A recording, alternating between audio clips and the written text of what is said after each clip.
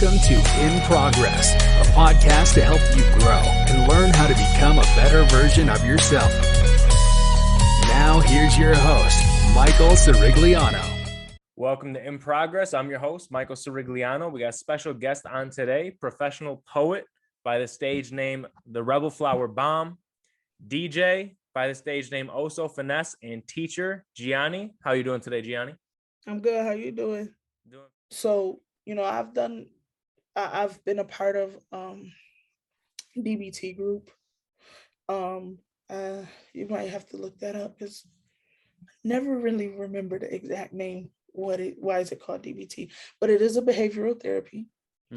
I was in a group. I actually quit the group because the facilitator, she was a condescending woman. She was a Karen. That's horrible and some shit to try and make you get better, Yeah, wasn't the job for her, for me at least. But I do still have my folders from DBT Group. And sometimes I look at those as resources for things that I've learned. Like, I know if I'm like disassociating or if I'm like angry or something like that, I can come back to surface by doing an activity that works for me. Where I look in a room and I describe what I see with T. And that's also how I write certain poems. So I've written poems just by doing that activity. So one day I described in a poem, I said an old rusted bucket. I was upset in the car and I was like riding by an old rusted bucket. It was an Oldsmobile. And that's how I was able to say that in a poem. So it kind of like because that's I don't know if you're familiar with Eckhart Tolle. So Eckhart Tolle, he talks about like being present. Okay. Right? And that's like the most important thing in his teachings. And that's something that he actually preaches. I didn't know that it was actually like a mental health practice, but he said that you need to take time out of your day, whether you're happy, sad, mad, whatever, and you need to like just focus on what's around you. So like he said, even the small things like get in your car and before you turn it on, take a breath and just see and feel everything in its entirety. And that kind of grounds you and brings you back. Yep. That's what it's called, a grounding technique. Okay. Yeah. So in therapy, they call it a grounding technique. Yeah, because even me now, I'm like, even if I'm not upset, I'll still do that. And like, it's crazy how much better you feel just getting back to being present. Yeah. There's a poet in Rochester. His name is Shaq. What is Shaq? Shaq AOR, Pain. Shaq is like one of the dopest poets ever. But Shaq challenged me to find the beauty in something every day. And I was like, Shaq, how am I gonna do that? How am I going to find the beauty in something every day? He said, if you see something ugly, you have to see something beautiful in it, because everything is beautiful in some way. Well, how is that possible? He said, well, if you see a dead flower, what beauty do you see in a dead flower? I said, well, that's not fair because I think flowers are beautiful. He said, but is it something beautiful in a dead flower? I said, yeah. He said, well, tell me. And then he had like pulled up a picture and I was able to describe it. And he said, so from now on, every time you get upset or you're going through something, I want you to find the beauty in something. He said, but my mission, he said, my challenge to you is every single day, find the beauty in something you don't see beautiful. And when I tell you it was hard, but it was the most beautiful thing ever.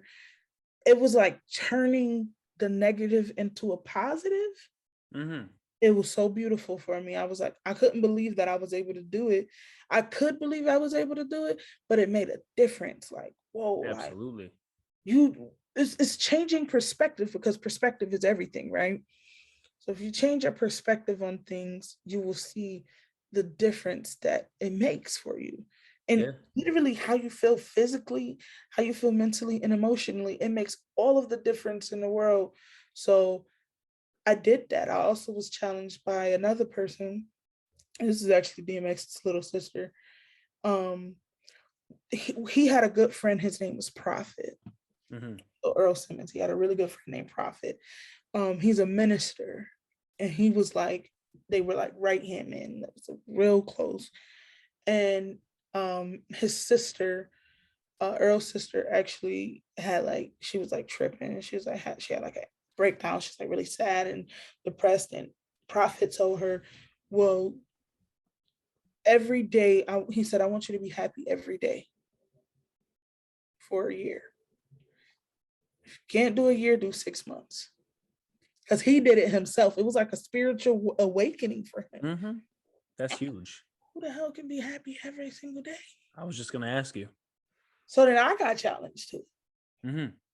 I want you to try to be happy every single day. Something comes your way, you got to still be happy. You got to still find the happiness in all of these things, which goes back to what Shaq said. Find the beauty in something ugly. Yeah. So I'm thinking, okay, well, maybe I can implement both of these things at one time and see if I could be successful with it. I was able to be happy for an entire month from August 1st to September 2nd. And the only reason why it messed up, somebody pissed me off on my little brother's birthday and triggered me really bad, and I couldn't break out of it. But I did it for a month. And how was I capable of being happy every single day for an entire month? Whenever something challenged me, I saw the beauty in it. Whether it was financial challenges where I'm like, I don't have no money right now. Like, I'm broke right now. I changed my wording from being broke, right? So I'm not broke right now. Right now, I just don't have the finances to do this, but I'm going to be okay. I see what you're doing, God. And that's what I kept doing. Like, I would like change my perspective. I would change how I would word things. And then I would take it to God every time. And I managed to be happy every single day for an entire month. So when you were going through, like, for example, so finance is a big thing. Like, I've been in Texas, and I've been struggling, and that's a hard thing to overcome. How do you find the beauty in that, where you're like, your bank account's negative, or like you're living paycheck to paycheck? Like, what did you do to find the beauty in that? During that time? Yeah. I didn't go anywhere. So you just got rid of the whole variable. Got rid of it. I stayed home. I was doing what I love, right? So during this time, I was creating a website. I used an entire week to create a website. Getting better on my skills. I was able to finish my book. I completed my book during this time. So I had, like, instead of spending money on unnecessary stuff and doing stuff that I shouldn't have been doing, my friend Mariah, who's another person who I call my accountability partner, she's one of my favorite people on the planet. But Mariah, she was like, well, gee, are you going to do a publisher, or are you going to self-publish? I was like, I don't know. I need to do my research on it, blah, blah, blah. She broke it down to me. Mariah became my publisher. This is my book right here. This is so we did 2 releases of it. This is the second release, but the first release, you would see press 317 on the spine. So Mariah was my publisher, so I would like hang with Mariah, and we would do like book stuff. So like, she's like, awesome, Gigi, today we're gonna read a book, and I'm like, I don't want to read. No, we're gonna read a book today. So like, instead of like going bowling or stuff like that, I would have to figure out something else to do. I would stay home, and I might play on my laptop and maybe write a paper for somebody. Like, I was really doing things to be productive and not be so sad. And then I would get excited about it. It's finding the beauty in things. And maybe that's something that I need to implement in my daily life now. Because, 2021 has been a hell of a year, and it has not been a good year. But I'm still here, thank God. But maybe that's something I need to work on now, is like, if I'm dealing with issues financially and my bills is paid, and I'm good in that area, technically I'm not dealing with financial issues. I'm dealing with personal issues. Like, I feel like I need to do this, this, and that to be happy. Right. When I can truly be happy on my own without money. What do you love to do? So say, for instance, you're like, yo, man, I'm struggling financially. And your reasoning for saying you're struggling financially is because somebody wants you to go to the bar with them. But you got a whole bottle at home. How do you fix that? Well, just pull up. Bring a bottle. You're going to sit and chill, have a drink, and we can chat a little bit. When I got this game or I got that game, maybe we could turn it into something else. And that's what she tells me all the time. It's like, babe, you don't always have to spend money. And I'm like, I do, but I don't, I just feel like that's what I have to do. And now, she'll be like, you don't need to go here. You don't need to spend no money here. We got food at home. Or we don't need to do this. We could do this at home. And what did I do for myself? I invested and I got myself a MacBook. So I truly want to be a DJ. So you want to be a DJ? Do the work, right? Get your shit together and you set yourself up and you practice and you master the job. Since you so broke and you ain't got nothing to do, keep your ass at home and master DJing. How's that been going for you? I haven't been doing it because, I've been watching movies. I've been binge watching TV shows and Netflix, and I've been being a human for once in my life. And self-care.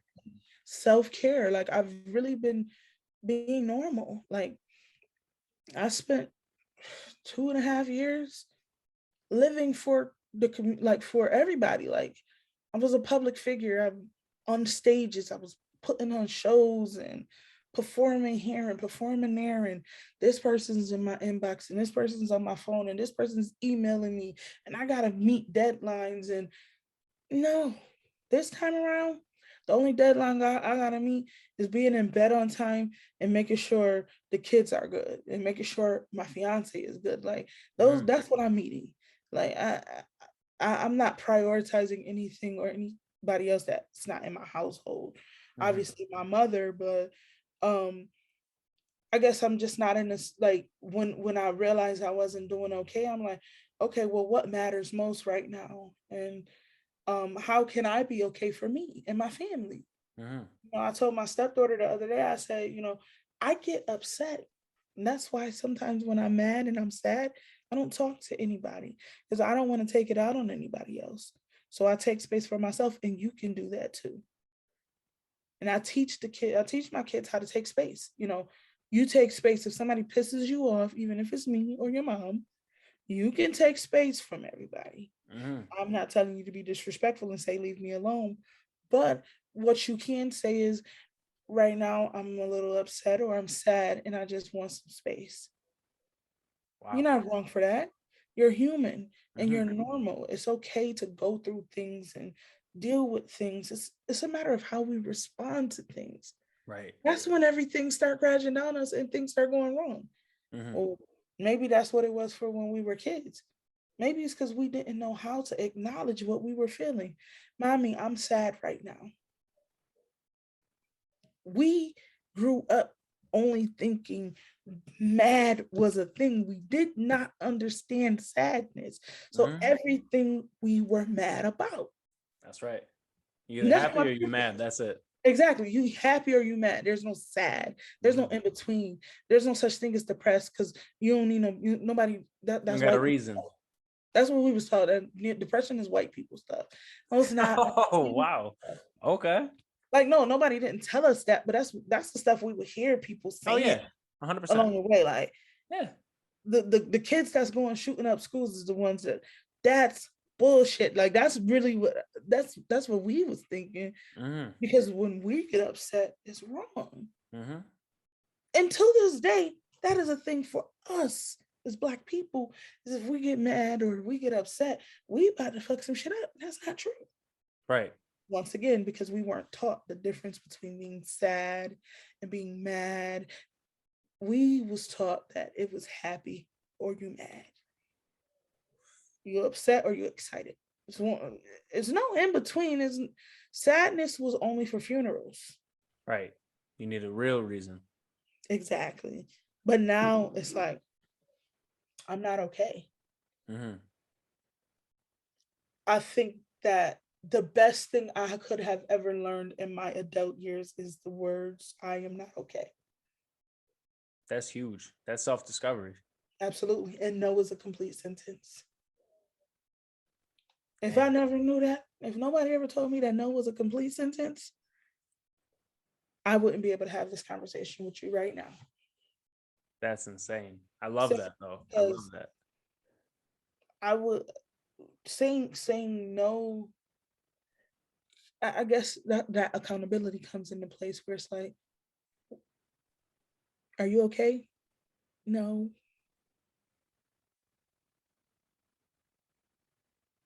Why?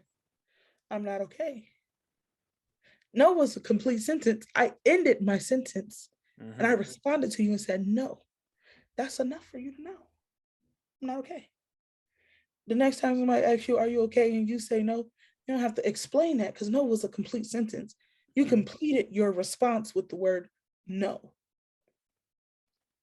There's never a reason behind it. It doesn't have to really be a reason why behind it. It's simply, I am not okay. Heeding to that for myself is part of self-discovery. If I'm not okay, I'm not okay. I'm not gonna fake like I'm okay. Even at work, if I'm not okay, they know don't bother me. Really? Miss G, how you doing today? Oh, I'm not okay. Okay, Miss G. I hope you get better. Because don't bother me. Because I'm not okay today.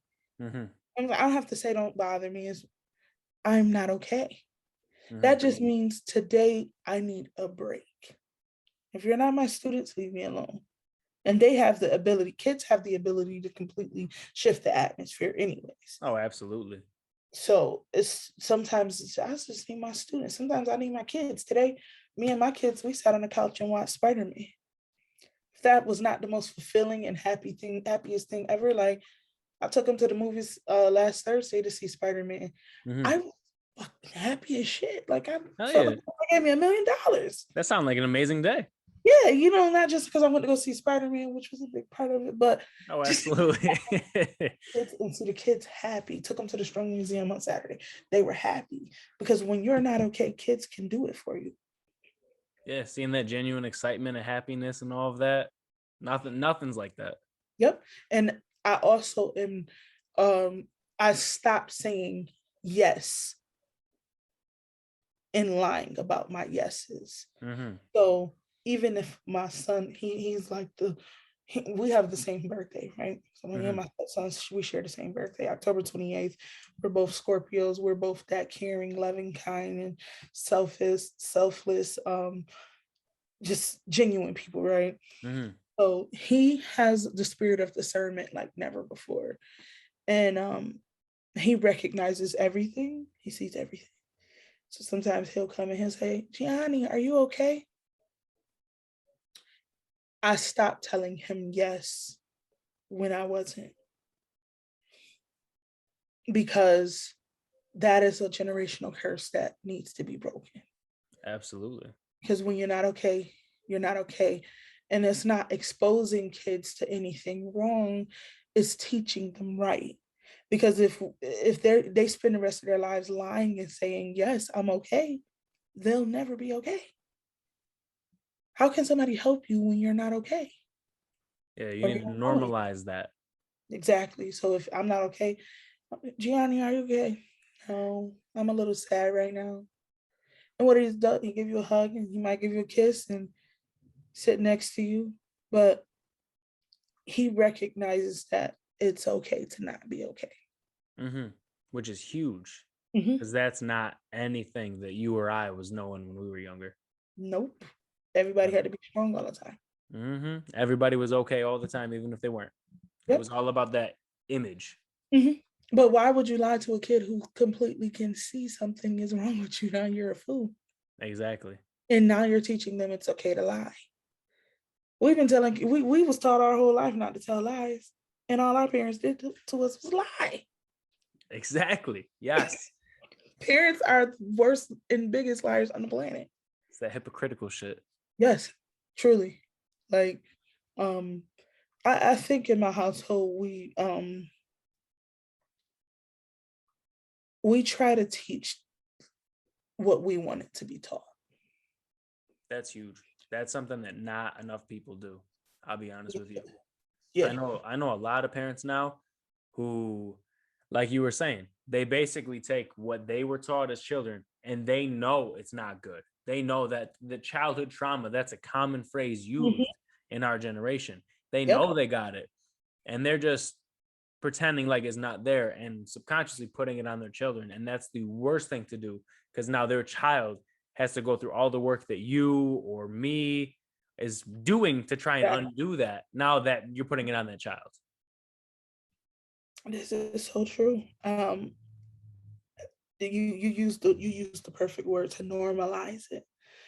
We're trying to normalize humanity and being human. We were, if we want to be frank about it, we were brought up to be robots, and it's so inhumane. And that's just because of what our parents were taught, and we're just they don't know, because that's how they were brought up. Exactly. And we know more than what our parents know, simply because of our access. We have so much access. And there's nothing wrong with that. It's just our duty to teach them. Like, if it was up to me, I would pay for my mother to have therapy. Like, I know for sure she never talked about it, but I'm sure my mother deals with knowing that her father was absent for many years of her life. But she's truly grateful to God that they were able to reconnect with one another. But yeah, my granddad, he went to live his life because of what happened to him, based upon my grandmother's brothers. They pressed him. That was something that was out of his control, but he just respectfully did something. But he was trying to contact my mom. He just couldn't get in contact with her. But the time came and she built that relationship with her father. But I'm positive she felt that. I'm positive she felt, exactly. I'm positive she still deals with being the older sister, having to help raise her siblings, because all her mom did was work. But guess what you're doing, Mom? You're doing what Grandma did. Grandma worked her ass off. All she did was work, work, work. And now you working so much that your back hurt and your feet hurt. I have a poem where I talk about my mother. There's a poem I wrote for my mother and my grandmother. And in the poem, the poem is called My Mother's Mirror. And I say, she is sore back and cracked hands, overnights and doubles. She is time and a half cocktails on holidays. She is overworked, underpaid. New York State Developmental Aid. Veterans still bidding on a better position. A Black woman, weakened bones and heavy hands. She said, I want you to have a better life than I did. Because my grandma played pinching pennies like Olympic Games. It's just, she got the copper every day.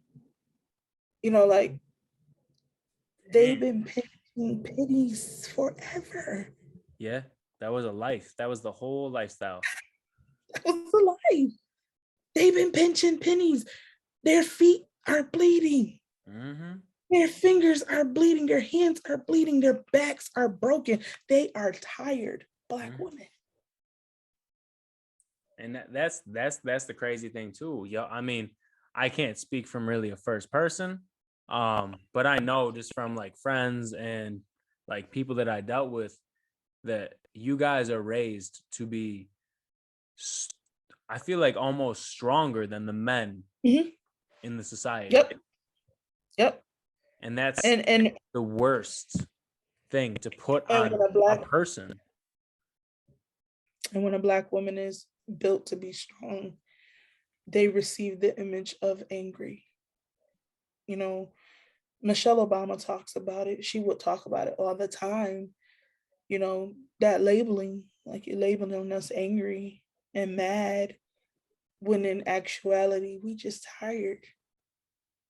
We're expected to be untouchable. We're expected to be stronger than ever. We're not expected to be human and have real life emotions. That's why I do what I do. That's why I go to therapy.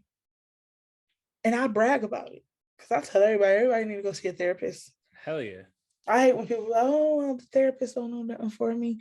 Keep going, and that shell gonna break. Them walls gonna tear down, and you're gonna start feeling better. And you're gonna be like, oh my gosh, yo, I feel much more positive because you don't let it out. All the stuff all these burdens you carrying, like you a bag lady, you a bag man, whatever you want to call it. Like, go to therapy, go get the help you need. Everybody got something they need to get off, and not enough people are open enough to actually have that conversation with you. That's a fact. That's a fact. That's why I'm okay with speaking about mental health, my mental health, because transparency, I can be a vessel for somebody, somebody here like, oh man, you comfortable with talking about that? Yeah, because if I talk about it, maybe it'll make a difference for somebody else. Maybe somebody went through what I went through and didn't know how to get through it, and they're like, oh wow, that's cute. That's cool. Like, I told my friend recently, she lost her mother this year to COVID. I was actually by her side the day she lost her father on New Year's a few years back. And I was asking her, how are you? And she's like, I'm not doing so good. Some days I have tough days.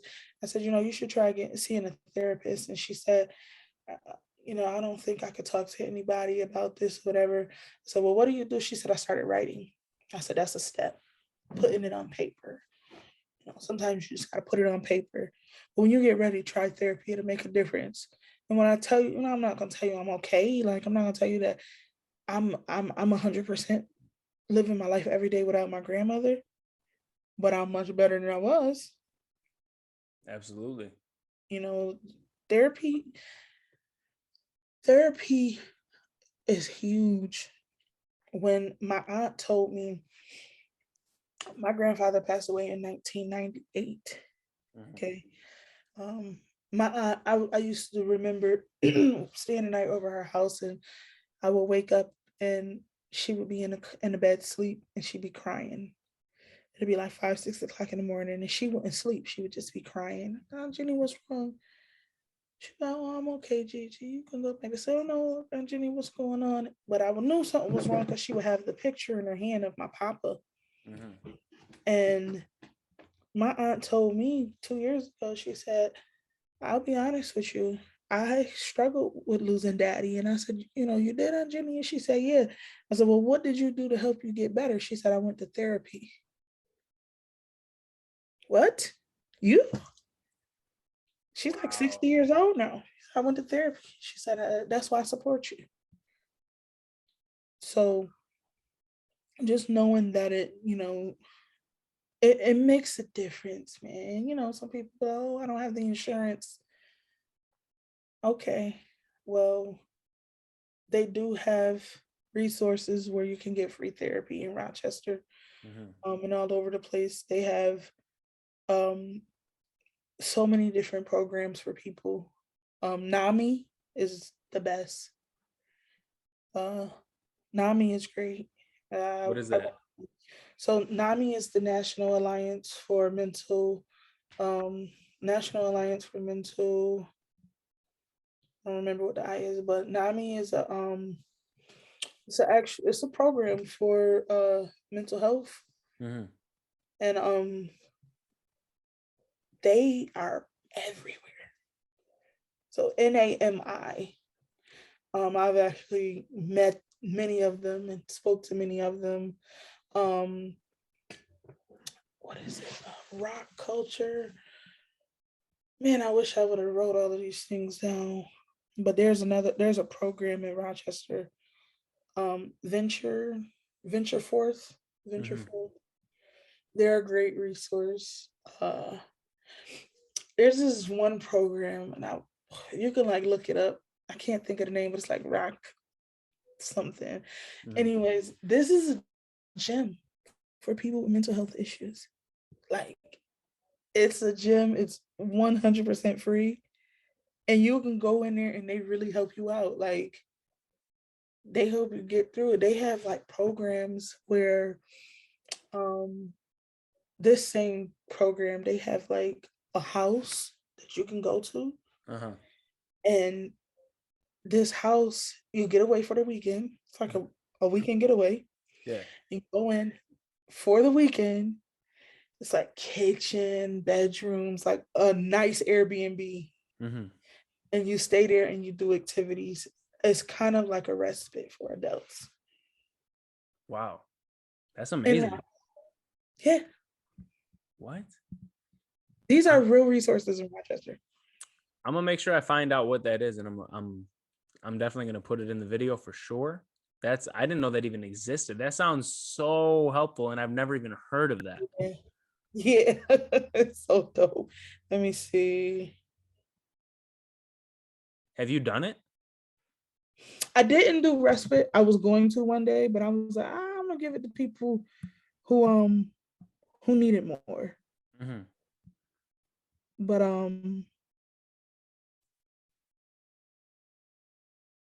Affinity Place, so the East House. That's a respite. They have a bunch of different respites in Rochester for adults.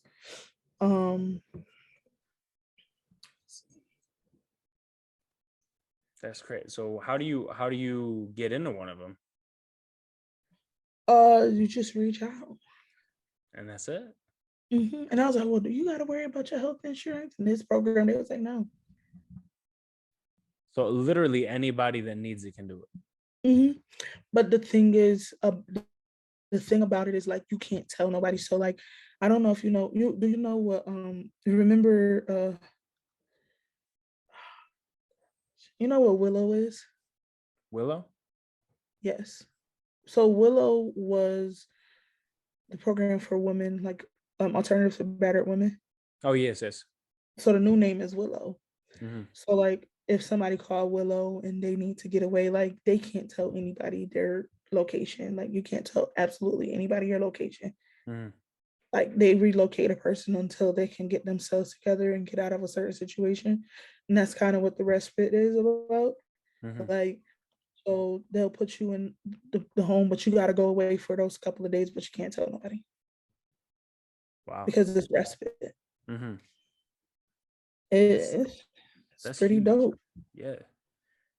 So what is it that you're what do you do now to like maintain the like what you've accomplished so far? What do you do now on like a regular basis to maintain it?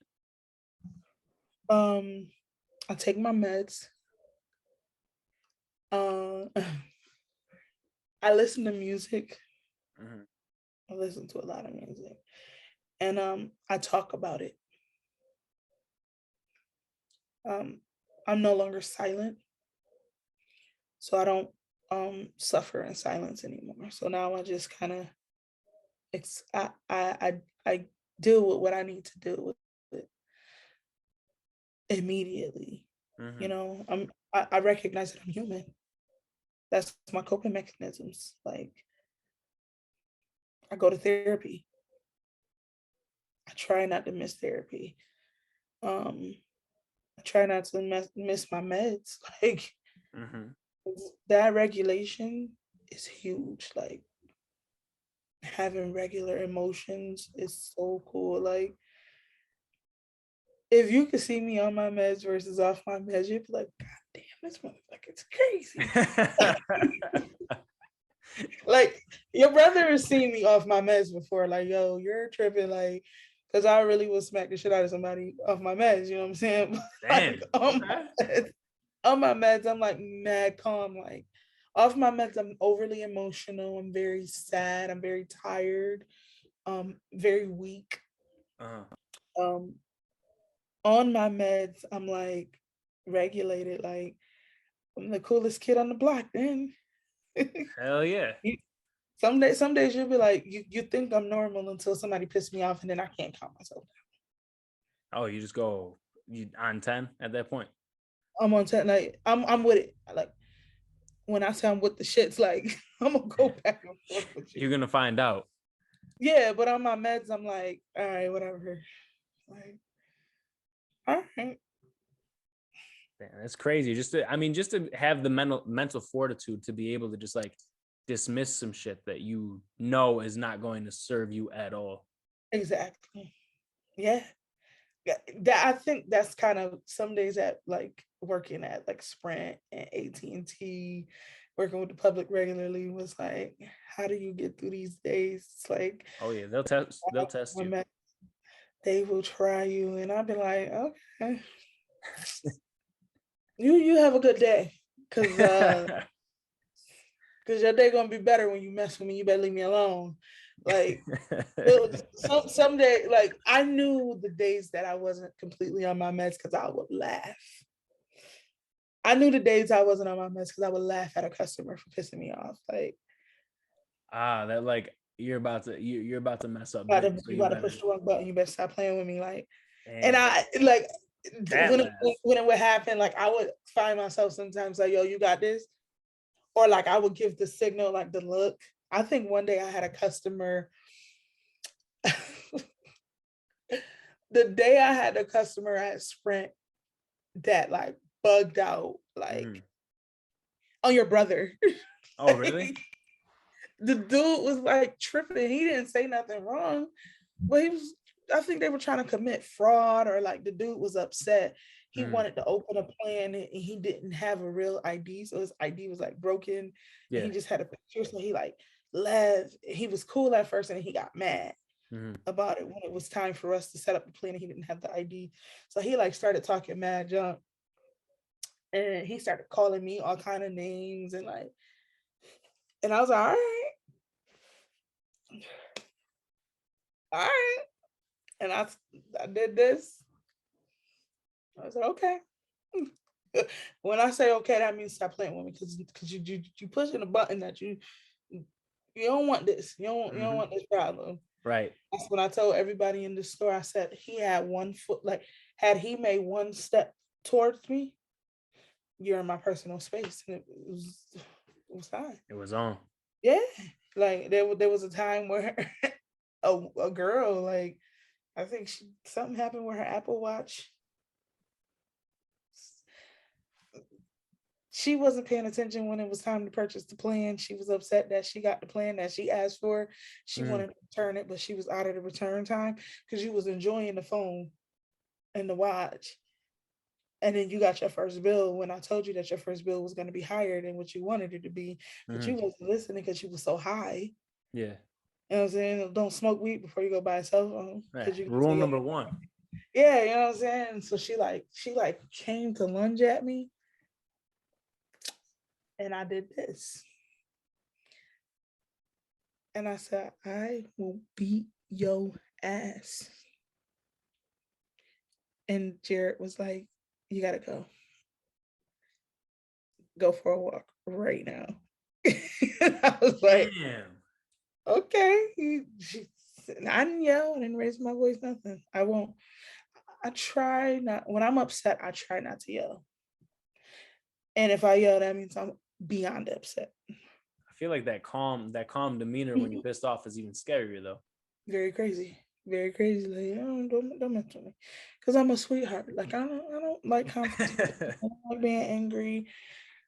But if I smile at you when you piss me off, when you know you did some bullshit and I smile at you, that's a whole nother person coming out of me. You better walk away. You know, the multiple personality disorder and all of that shit they got labeled and shit. That's when all that start coming out and you be like, oh, this person is a little weird. She sure she good? Freddie. I'm Freddie today. Okay, give me a couple moments. I might become Chucky. Stop playing with me. We're gonna be just don't mess with me. I feel that. I feel that. They really do be trying.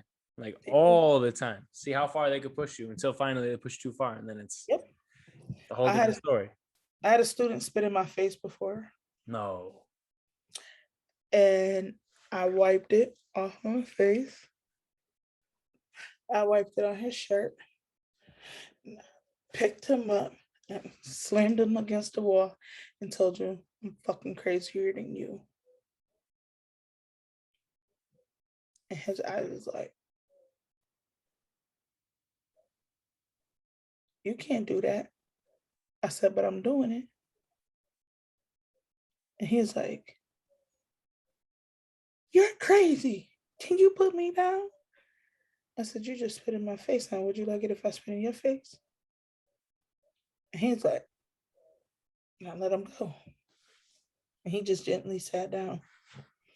I never had a problem with him after that day. Oh, hell no. Nah, you scared the life out of him. And I didn't hit him. I didn't put my hand on him. I didn't do nothing. I didn't do nothing wrong. I just let him know the truth. I'm crazier than you are. Sometimes you just gotta let people know. Yeah. I don't have nothing to do with mental health issues. I just have to do with humanity. Like, you better be careful what you do to people, because karma's a bitch and it'll come back to you quicker than you know. Oh, 100%. I mean, just basic respect, anything like that. Yeah, but I'm good. I'm great. Today I am wonderful. And I say today because 2021 has been one of the toughest years of my entire life. I've actually I had 2 stays in the hospital this year. I coded on the table this year. I lost my job. I was without a job from February until August. I couldn't find a position that suited me. When I the 2 jobs that I did get, I couldn't even start them because I was sick. I had to remember how to walk again this year. Really? I had a blood infection so severe that I was hospitalized this year. I had to have surgery and have a cyst removed from my abdomen this summer. Not this summer, just December 8th. Not December. Was it December 8th? It was December 8th. I'm going through quite a bit this year, and I'm just thankful that God continues to keep me. And I have one of the best support systems in the woman that I chose to be my soon-to-be wife, and my family and my friends. That's been there for me and just truly understood, like, yo, you gonna be all right. And so I think that's what also keeps me. My kids, they keep me. My students, they keep me. Every day is like I have a purpose, and that's why when she say to me, babe, you really should take your meds. That's why I take heed to that, because I'm like, I have a mission here. I have a true mission, and that is to make a difference in this world for people. And my time isn't up, and my job isn't done. Absolutely. You got something bigger than you going on. Absolutely. So, what advice would you give somebody who's currently struggling with mental health issues and they don't know what to do? Talk to somebody. Yeah. Trust your gut. Those my 2 biggest is trust your gut and talk to somebody. If you realize something is wrong, get the help that you need. I know everybody may not believe in God, but everybody believes in some sort of higher power. And if they don't, they believe in something. If I can't say nothing else, I will say that every person is put on this earth with a purpose. Every person put on this earth has a job. Therefore, if God has ordained people to complete a certain job, let them do their job. That's what they're there for. They have mastered the job. Let them be there for you. All therapists are not here to medicate you. All counselors are not here to medicate you. They're here to help you be better. And if you're afraid to do that, put it on paper. I challenge everybody to take a piece of paper and write a letter to the part of you that's struggling the most. When you're okay and when you're not okay, tell yourself something good. And at any point where you're at your breaking point, read that and remind yourself, who you are. Mm-hmm. And more importantly, self-care is the best care. Take care of yourself. 100%. Absolutely. I couldn't agree more with that. And then one last thing. On this whole episode, I mean, we've talked about a lot of your personal story, the ways that you get by and get through. What's the like the main thing you really want to hammer home for anybody listening right now?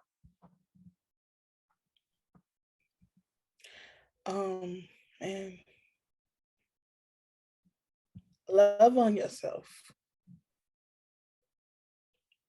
Love on yourself and break those curses. Break those generational curses. And that's what loving on yourself is about, is breaking generational curses. Mm-hmm. When you love on yourself and you choose yourself, you will see a shift in your entire life that you've never seen before. You gotta love on yourself. You gotta break those generational curses. And when I say generational curses, is get past that. I gotta take care of the world. You are not God. Exactly. You are not God. You gotta take care of you. Be okay for you. And you'll see the whole world change for you right before your eyes. Absolutely. That's it. I agree 100%. I wanted to thank you for coming on, because this is almost selfish in my sense. Like I've been dealing with some stuff of my own, and I've been on the fence about, maybe therapy is the way to go, whatever. And I wanted to talk to somebody who's further on the path than I am. And I'm sure there's hundreds, millions of people going through the same thing as me, where it's like, I don't know if I'm at that point yet, but you don't need to be at that point to take those steps. That's a fact. And that's the biggest thing. So honestly, it's amazing that you were able to come on today. This is by far one of the best episodes that I've done, hands down. I loved every bit of it. I want to thank you for taking the time out of your day to get on today and talk to me and everybody listening. Absolutely. Well, if I could tell you anything, do it. You said you've been on the fence. Get off the fence and do it. Mm-hmm. That's what I take from this. We're afraid. Let's just be honest about it. We scared.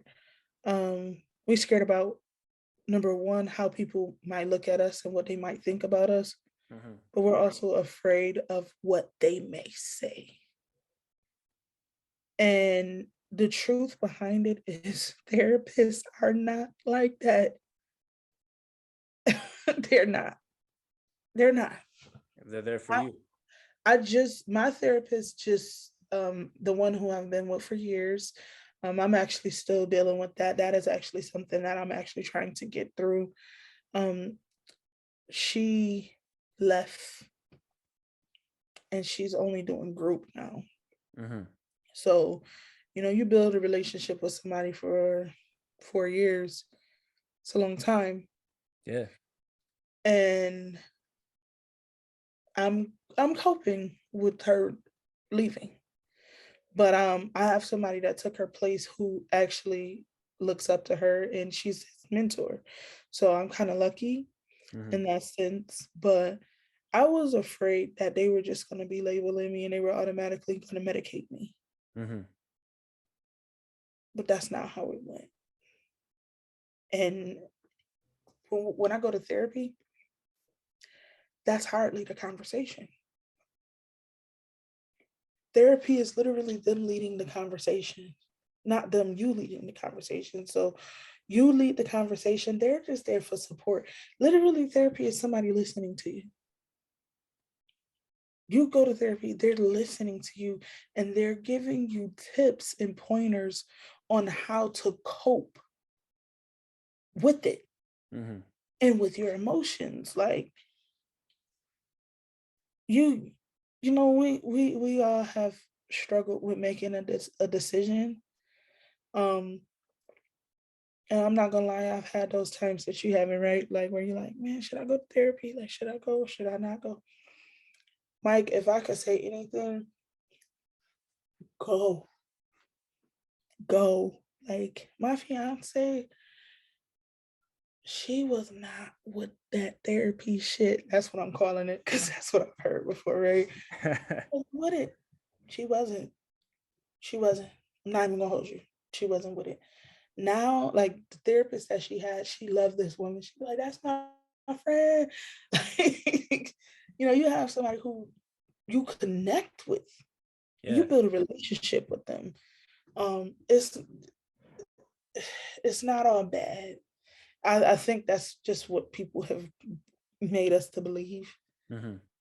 But you said you've been dealing with your financial struggles this year, and I know the transition probably is a lot from Rochester to Texas, and you don't have family out there, and you're alone, and that difference. Those are huge. Yeah. But going to therapy will really help. Like, and if you don't choose therapy right away, find something that works for you to release. So, yeah, you like to cook, and yeah, you do the podcast, but a release, it could be something as simple as listening to a song that touches your soul and makes you cry. And if that's what you got to do every single day to be okay, do it. Do it. I'm not gonna lie, there's days that I have to read this. This is my kryptonite. I'm not gonna lie. Yeah. But I wrote this. But I'm so scared to read this because I go through every emotion I felt when I was writing those poems. And some days I cry.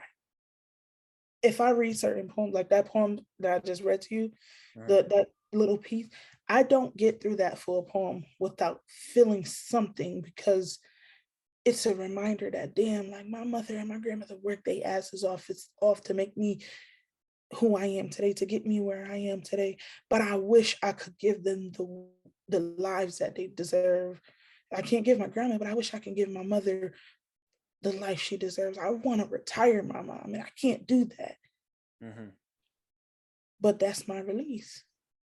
Some days I gotta write. Sometimes I gotta cry. There's a song. Do you listen to gospel? Yeah, every now and then. Okay. I'm gonna say this and I'm gonna give you the floor. But so when I went into the hospital with COVID, I wasn't doing good at all. They had to give me the monoclonal, well, they wanted to give me the monoclonal antibodies, but I wouldn't take them. But because I have severe health issues, I had to get something. So there's a medication they have called remdesivir.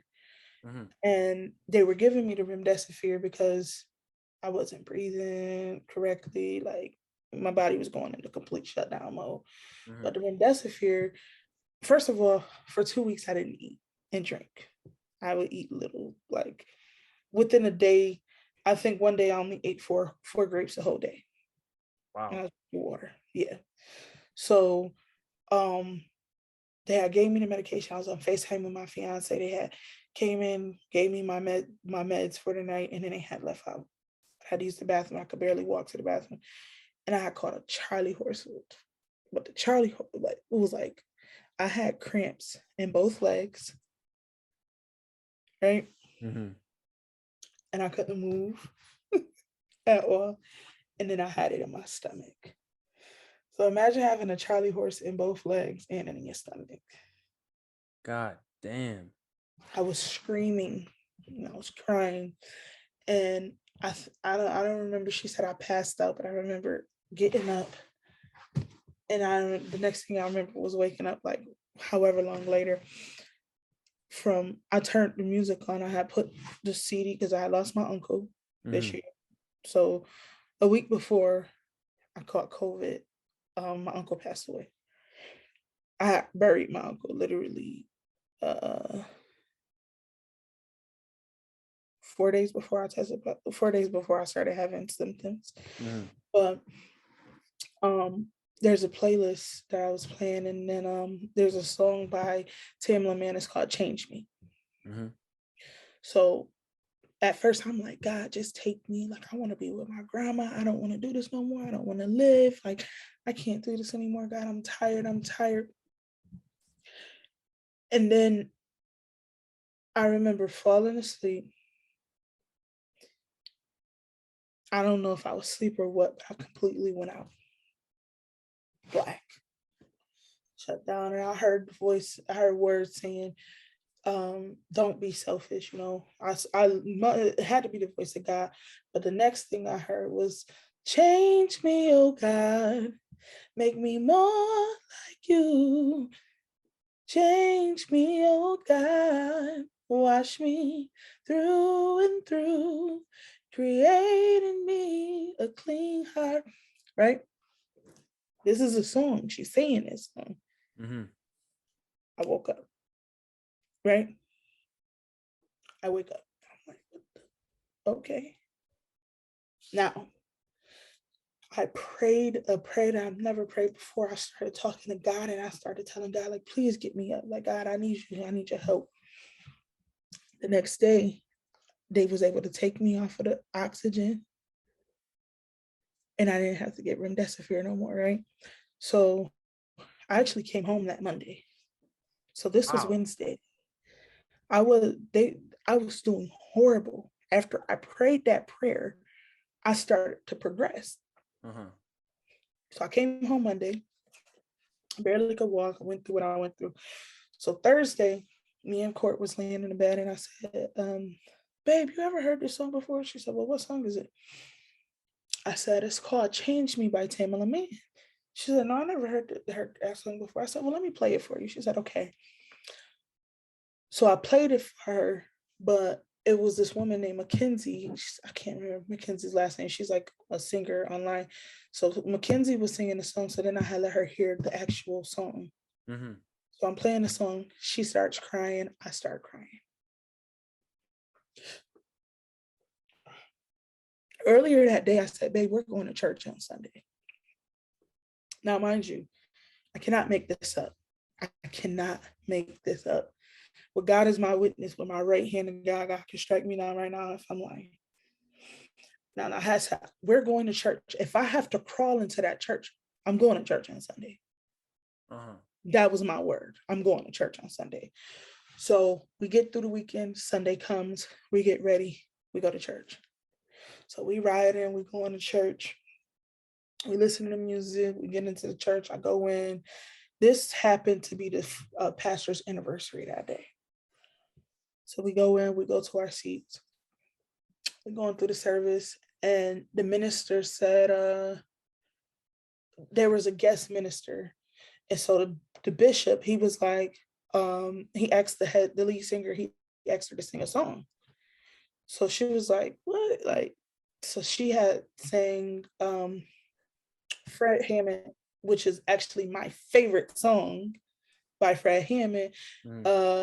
Bread of life, sitting down, many things you are on earth, holy king, the conqueror, you are the living word. So she sang you are the living word.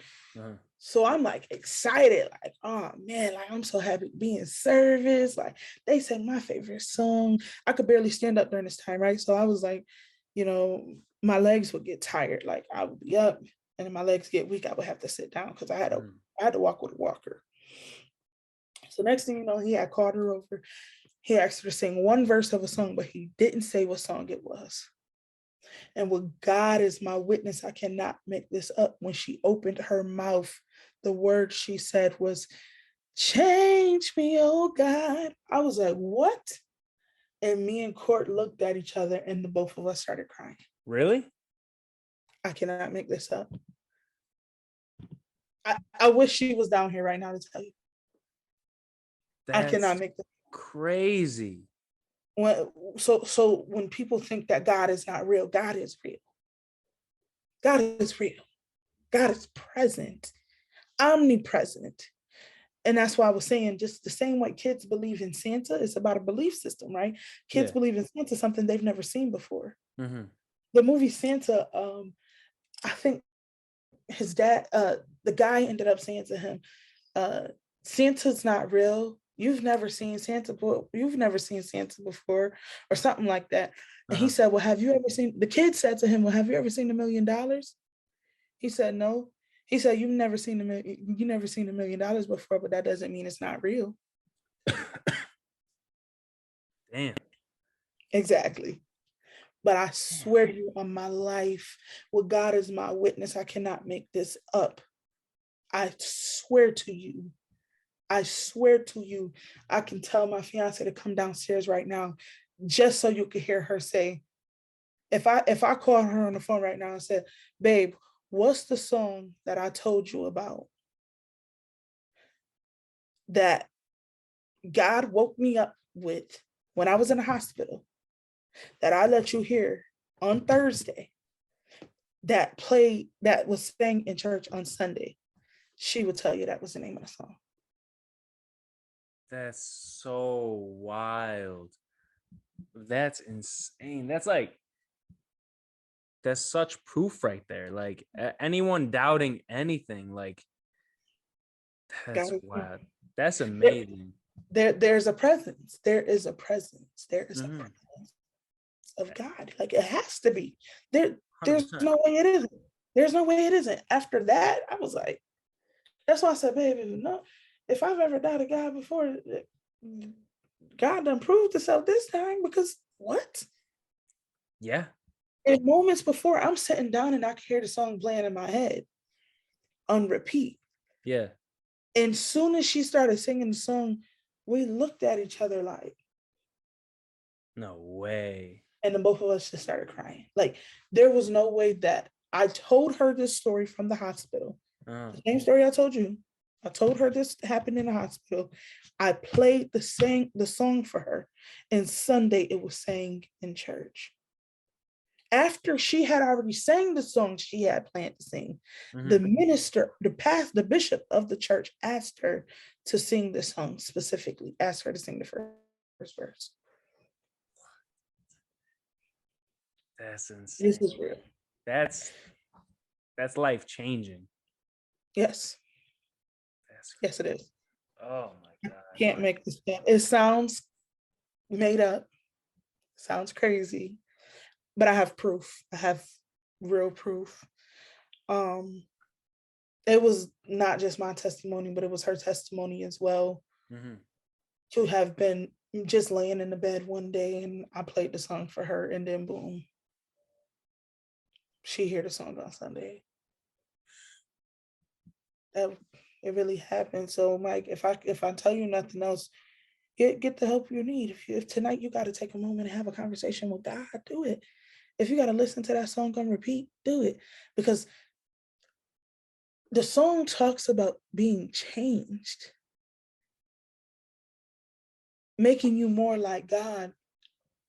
And if that's what you need for your peace of mind and for your healing, take heed to it.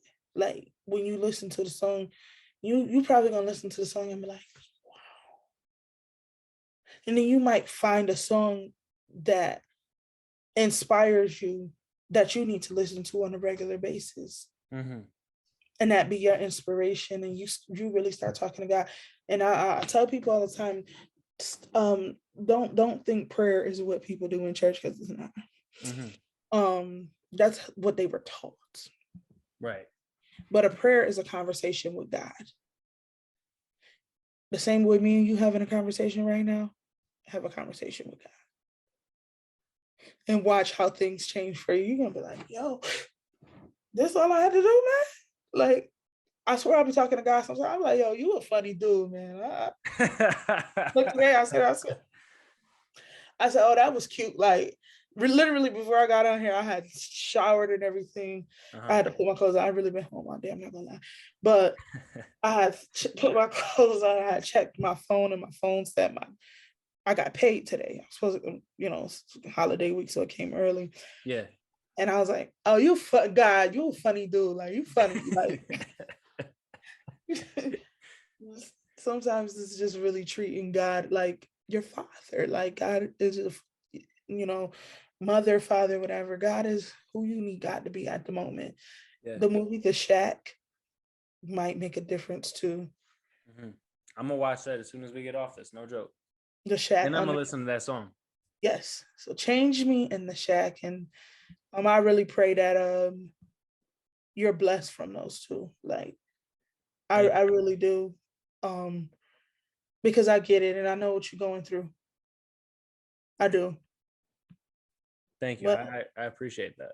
Yeah, I know what you're feeling, man. Like, and I know what it feels like to feel alone at times too. But if you just put your pride aside just for a moment, it's the hardest thing to do. It is, especially when you being raised Italian, an Italian man. I can imagine what it's like. Mm-hmm. Y'all built for tough. That's have to be tough all the time. When you start to see that you're in a position where you're not okay, mm-hmm. You got to take care of you. I wanted to. First of all, I appreciate everything you just told me. Everything. I'm gonna keep it all. I'm gonna keep it all in the podcast. This episode's happening the whole way through. Some stuff you got to cut out, man. I do. I got to cut out some stuff, yes, but the majority of it's gonna be in there. You drop gems for literally everything. So, once again, I appreciate you coming on today. Absolutely. And I wanted to make sure that everybody that's watching this, I'm gonna have all the links to her book. Everything about her is going to be in the description.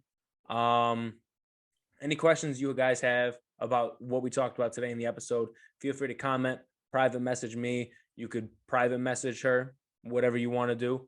Make sure and like, comment, and subscribe to this video, because we're just going to keep putting out content that's all about self-growth and self-development. We're here to just become better people. Like Gianni said, we're trying to break the generational curses here. Generational curses, man. Break them. That's break right. The chains. Damn right. So I want to thank you guys for watching, and have a great day.